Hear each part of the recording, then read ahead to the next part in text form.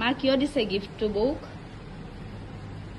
ধৈৰ্যশীল আৰু মমতাময়ী মাতৃ বুলি ভাবি ললো তাইক। ইমান কষ্ট কৰে ল'ৰাটোৰ কাৰণে।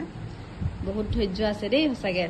মানে খুৱাওঁতেনে আমাৰ পোৱালিটো মানে আমাৰ ল'ৰাটোৱে ইমান নেখায়, খাব মন নকৰে। 5-6 গহাহে খাব সি মাত্ৰ, আৰু সেই 5-6 গহা খাওঁতেনে তাৰ 1.5 ঘণ্টামান লাগে। সেই 1.5 ঘণ্টা তাই ইমান মৰমেৰে খং নুঠাকে মানে। সেইটো কাৰণে মায়ে মই বহুত দিনৰ আগৰ পৰাই ভাবি আছিলো যে আমি বৌক এটা সৰু গিফ্ট এটা দিম।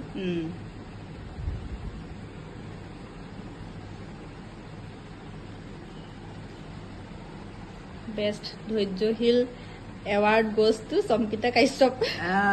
20 তাৰিখে দিম দেই। 20/6/25 হৈ গ'ল ন?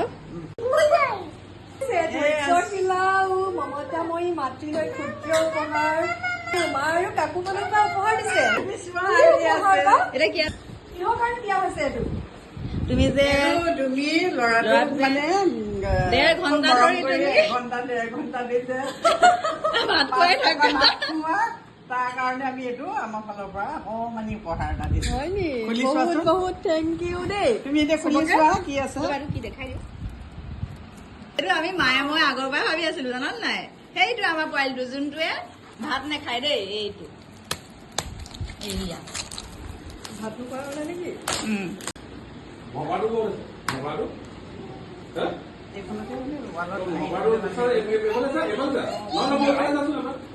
কেনেকুৱা লাগিছে? কেনেকুৱা? বহুত ধুনীয়া লাগিছে। হে বহুত ধুনীয়া লাগিছে। এইটো স্পেচিয়েল তোমাৰ কাৰণে দেই। আমি দুইজনীয়ে ভাবিলো আৰু এইটোকে কৰো বুলি। Thank U.